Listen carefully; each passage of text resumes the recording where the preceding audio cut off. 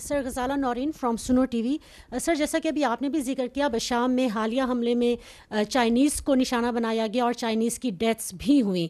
یہ سلسلہ پہلے بھی جاری رہا, اب بھی جاری ہے.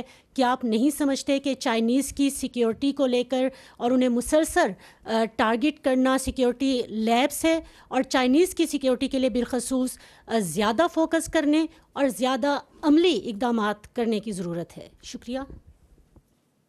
دیکھیں جی, پاکستان میں تقریباً 29,000 چائنیز باشندے موجود ہیں, ہمارے چائنیز بہن بھائی موجود ہیں. ان میں تقریباً 2,500 جو سے ہیں وہ سی پیک کے منصوبے پہ کام کر رہے ہیں, اور اس کے علاوہ عزیز 5,500 جو چائنیز ہیں وہ دیگر ترقیاتی منصوبوں پہ کام کر رہے ہیں. تمام چائنیز باشندے جو پاکستان میں موجود ہیں ان کی سیکیورٹی ہماری اولین ترجیح ہے. جو اسپیشل سیکیورٹی ڈویژن جو پاک فوج کے زیر اہتمام ہے, ان کا جو فوکس ہوتا ہے وہ سی پیک پروجیکٹس کی سیکیورٹی پہ ہوتا ہے. لیکن جتنی قانونی ادارے ہیں اور باقی ادارے ہیں اور پروجیکٹس ہیں, ان میں جو چائنیز کی سیکیورٹی ہے اس میں ہم مکمل تعاون اور معاونت پرووائڈ کرتے ہیں. اور جیسے میں نے پہلے بھی کہا کہ چائنیز کی جو پاکستان میں ہمارے ترقیاتی کاموں میں ہمارا بھائی ہمارے ساتھ کام کر رہے ہیں, پاکستانی مدد کر رہے ہیں, ان کی سیکیورٹی ہماری اولین ترجیح ہے, اور اس کو یقینی بنانے کے لیے ہر ممکن اقدام کیے جا رہے ہیں. یہ جو افسوسناک واقعہ بشام میں ہوا, اس کا مقصد پاک چینی دوستی کو سبوتاج کرنے کے لیے تھا. یہ جو دہشت گردی ہے پاکستان میں, اس کا ایک بہت بڑا مقصد پاکستان کی جو معاشی ترقی ہے اس کو نقصان پہنچانا ہے, اور بالخصوص جو سی پیک کے پروجیکٹس ہیں ان کو نقصان پہنچانا ہے. اور بدقسمتی سے اس میں کچھ ہمسایہ ممالک بھی ان نیگیٹو جو کوششیں ہیں ان کا حصہ ہیں. Coming particularly to this incident of Besham, اس پہ ایک GIT بنی اور انہوں نے اس پہ بڑی صورت سے کام کیا, اور یہ جو نیٹ ورک ہے اس کو مکمل طور پہ بے نقاب کیا. میں نے اپنی بریفنگ میں جیسے بتایا کہ اس پورے حملے کی جو منصوبہ سازی تھی وہ افغانستان میں کی گئی. جو اس میں گاڑی استعمال ہوئی, جو خودکش گاڑی تھی, جو وہیکل بورن IED تھی, وہ بھی افغانستان میں تیار ہوئی اور وہیں سے موقع پہ پاکستان پہنچائی گئی. جو خودکش بمبار تھا وہ بھی افغانی شہری تھا.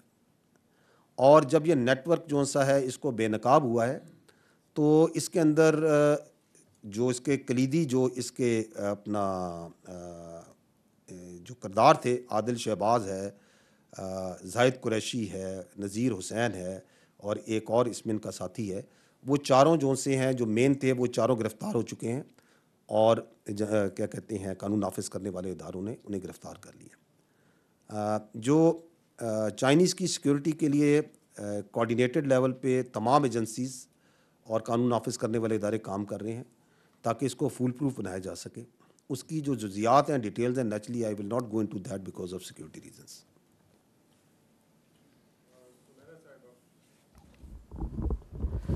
السلام علیکم.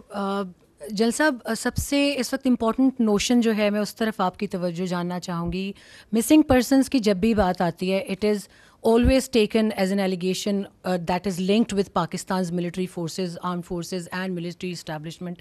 میں specifically I would attach high importance to your comments in response to this, کہ how would you go about it and what exactly Army Chief thinks as the head of this organization جب یہ missing persons کی کیونکہ intelligence officials intelligence جتنا بھی کوشش کر کے نیب کرتے ہیں دہشت گردوں کو, ان کی کلنگس کو بھی مسنگ پرسنس کے کھاتے میں ڈالا جاتا ہے. تو how would you go about it, کیا سوچتے ہیں آپ اس حوالے سے؟ جی ٹھیک. دیکھیں جی, مسنگ پرسنس کا جو ایشو ہے یہ ایک اہم مسئلہ ہے, ایک پیچیدہ مسئلہ ہے. اٹس ناٹ سو سمپل جتنا یہ پیش کیا جاتا ہے, اور but it's a very important issue. اور یہ صرف پاکستان تک نہیں ہے, پوری دنیا میں مسنگ پرسنس کا ایشو ہے. آپ نے ابھی دیکھا ہوگا حال ہی میں کہ کچھ دہشت گرد جو سے ہیں وہ جو مارے گئے, جب ان کی شناخت ہوئی تو وہ مسنگ پرسنس کی لسٹوں میں بھی شامل تھے. تو that's why I'm seeing it's not so simple جتنا یہ بیان کیا جاتا ہے آگے, اور حکومت اس کو بڑا سیریسلی لیتی ہے. مارچ 2011 سے کمیشن آن انکوائری آن انفورس ڈسپیرنسز, ایک انڈیپینڈنٹ کمیشن ہے جو کہ مسنگ پرسنس پہ کام کر رہا ہے, اور جو لوگ مسنگ پرسنس کی زمرے میں آتے ہیں جو کلیم کرتے ہیں وہ ڈیٹا اس کے ساتھ لاتے ہیں. اب سیاسی طور پہ اور میڈیا میں تو یہ فگر بہت بڑھا چڑھا کے بیان کیا جاتا ہے, لیکن اگر آپ دیکھیں تو مارچ 2011 سے آج تک 13 سال میں اس کمیشن کے پاس جو ڈاکومنٹس لائے گئے اور جو ثابت کیا گیا وہ مسنگ پرسنس کی کل تعداد ہے 10,000 I think 218, 10,000 plus some thing کوئی تعداد ہے جو ادھر لائی گئی. اور ان میں سے بھی لگ بھگ 80%, تقریباً 7,940 کے قریب جو کیسز ہیں وہ مسنگ پرسنس کے اس کمیشن نے ان کو ریزالو کر لیا. دیٹ مینس کہ دے ہیو بین فاؤنڈ کہ وہ کدھر ہیں, وہ لوگ ٹریس ہو گئے ہیں, ان کو ریزالو کر دیا گیا ان کیسز. پیچھے 22-23% کیسز رہ گئے جن پہ بڑی محنت کے ساتھ اور ایفیشنسی کے ساتھ وہ جو انڈیپینڈنٹ کمیشن ہے وہ کام کر رہا ہے. تو government tax it very seriously, قانون نافذ کرنے والے ادارے اس کو بڑا سیریسلی اس مسئلے کو لیتے ہیں.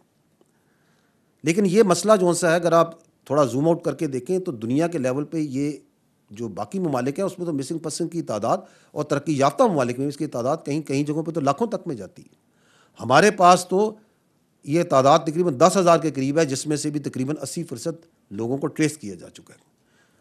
فرق صرف یہ ہے کہ یہاں پہ اس مسئلے کے اوپر بڑھ چڑھ کے ایک پروپیگنڈا بنایا جاتا ہے اور اس کو بہت بڑھا چڑھا کے بیان کیا جاتا ہے, اور اس میں کچھ مخصوص سیاسی عناصر بھی شامل ہیں, کچھ میڈیا کے عناصر بھی ہیں, کچھ NGOs بھی شامل ہیں, کوئی باہر سے جن لوگوں کے تانے بانے ملتے ہیں, کچھ ایسے لوگ بھی شامل ہیں جو باہر بیٹھ کے.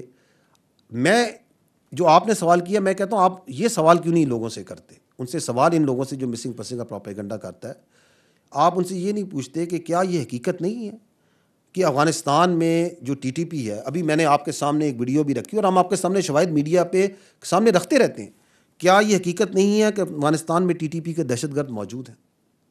کیا یہ حقیقت نہیں ہے کہ وہ اپنی فیملیز کے ساتھ ہزاروں کی تعداد میں وہاں موجود ہیں؟ کیا یہ حقیقت نہیں ہے کہ BLA کے دہشت گرد بھی پڑوسی ممالک میں موجود ہیں, ان کی فیملیز بھی موجود ہیں؟ کیا ان کو وہاں پر پناہ گاہیں اور سہولت کاری نہیں پرووائڈ کی جا رہی؟ یہ حقیقت ہے, آپ سب جانتے ہیں. انہی لوگوں کو آپ مسنگ پرسنس کی لسٹ میں ڈال کے قانون نافذ کرنے والے اداروں کے اوپر ڈال دیں کہ جی یہ انہوں نے غائب کیے ہوئے. یہ کون سا آئین, کون سا قانون, کون سی منطق اس بات کی اجازت دیتی ہے؟ کیا یہ حقیقت نہیں ہے کہ پاکستان میں بہت سے بچے, بہت سے لوگ معاش کی وجہ سے, دوسری وجوہات کی وجہ سے اللیگلی بھی یہاں سے مائگریٹ کرتے ہیں, جاتے ہیں, بہت عرصے تک ان کے بارے میں کچھ نہیں پتہ چلتا, ان کو بھی آپ مسنگ پرسن میں ڈال کے قانون نافذ کرنے والے اداروں پہ ڈال دیں. یہ کون سے آئین اور قانون اور کون سی منطق کے مطابق ہے؟ کیا یہ حقیقت نہیں ہے کہ یہاں پہ بہت سے لوگوں نے اور مافیاز نے اپنی پرائیویٹ جیلیں بھی بنائی ہوئی ہیں, ان کو وہاں ڈال کے وہ بھی قانون نافذ کرنے والے اداروں پہ ڈال دیں؟